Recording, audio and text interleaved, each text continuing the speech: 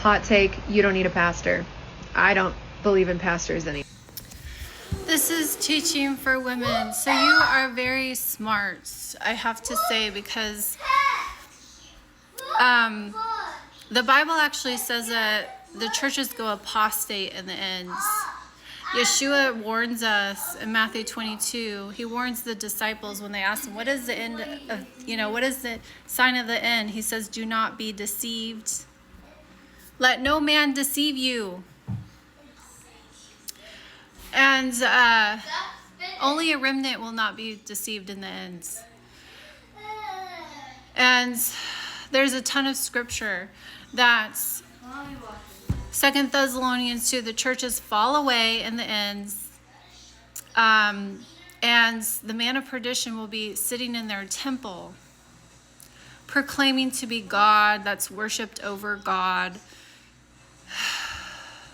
And that is the false Messiah that Yeshua warns them not to accept, the one that came in his own name in John 5.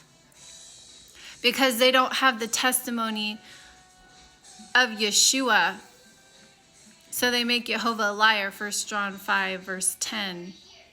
They don't believe what the prophets wrote of the Messiah because the churches don't teach it.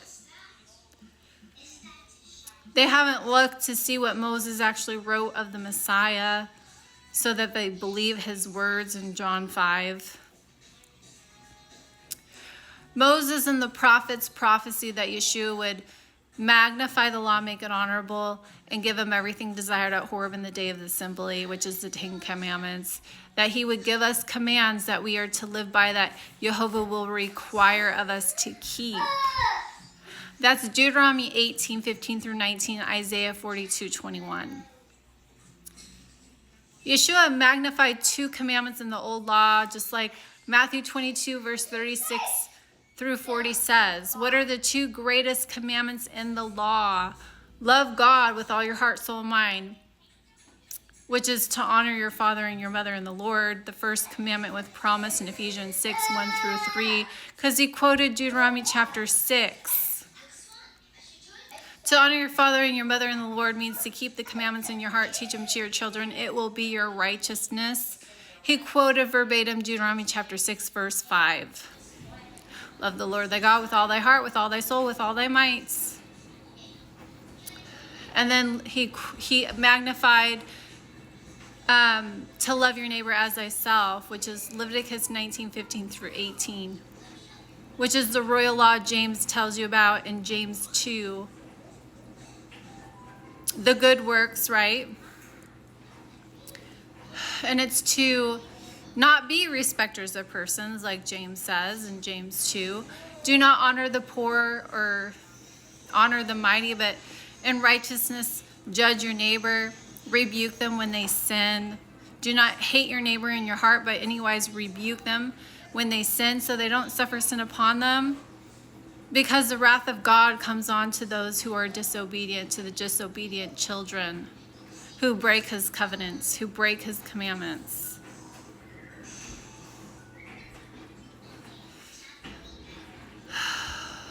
The church has gone apostate. They say that Jesus is their Sabbath, when Hebrews 4, verse 9 tells you that there remains a rest. And that word rest means Sabbath. If you look it up in the Strong's Concordance, there remains a Sabbath to the people of Jehovah. And if Yeshua had given them rest, wouldn't he have spoken of another day? He never spoke of another day. He actually rose on the Sabbath according to Scripture. But they don't believe the 1 Corinthians 15 that they liked to quote, that the gospel is, because they don't believe Paul's words when he says, lest you believe and remember all that I have preached unto you before you believe in vain. Because in 1 Corinthians 14, he says that all he had written onto them were the commandments of God. 1 Corinthians 7, that circumcision or uncircumcision, the sacrificial law is nothing but keeping the commandments of God. And the death and burial and resurrection per Scripture is Daniel 9, verse 27. He confirmed the covenants he was prophesied to give us in Deuteronomy 18. with many for 1 week. Love God, love neighbor.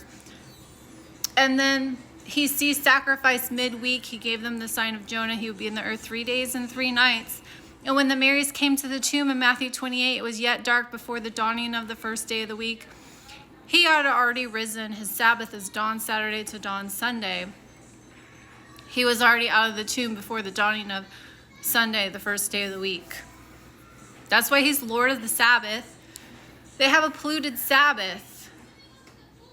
They don't believe in the death, burial, and resurrection that they say is their gospel.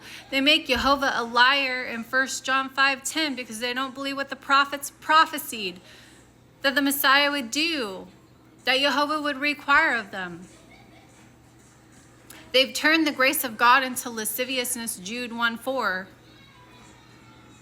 That's why it says that the churches fall away in the end, and then the man of perdition will be revealed that sits in the people's temple proclaiming to be God, because all these Christian churches say Jesus is God, teaching doctrines and commandments of men over the commandments of Jehovah, saying that you're saved by lasciviousness, undeserved favor, when the grace of God in Titus 2 teaches you to deny sin and lust of this world so you can live soberly and righteously. The righteousness of God is keeping his commandments, so you can keep those commandments.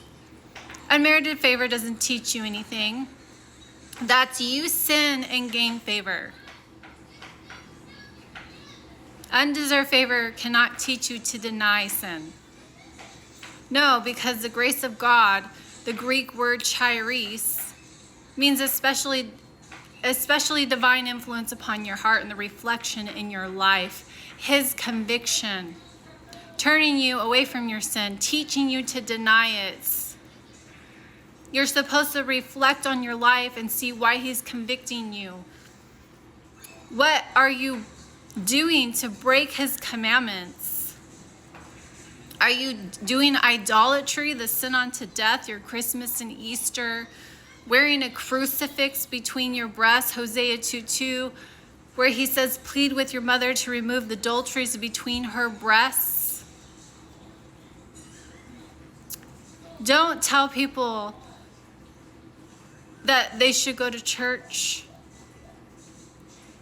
I know you're not saying that in your video, but you did say you don't, discourage people from going to church.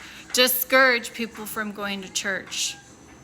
They will be deceived. This is why judgment comes to the house of God first.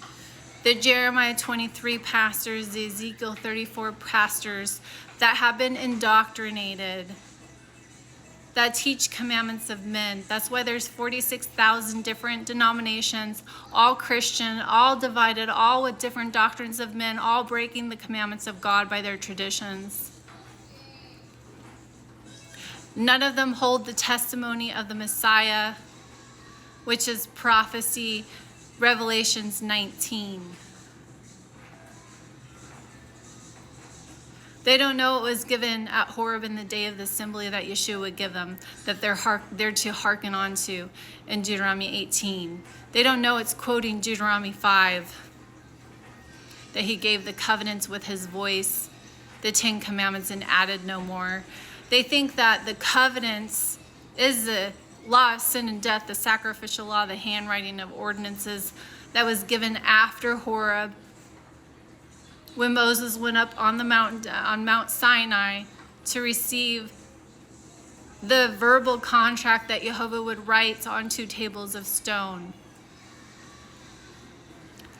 They were given the covenants, the 10 commandments, with Jehovah's voice at the rock of Horeb, out of the cloud in the midst of the fire. Deuteronomy 4, that they agreed to.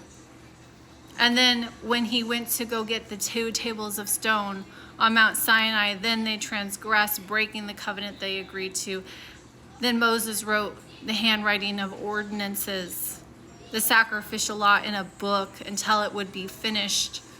And Deuteronomy 31:24, until the seed should come, Yeshua, which the promise was made in Galatians 3:19. Only the law added because of transgression would be there until it would be finished, until Yeshua would come.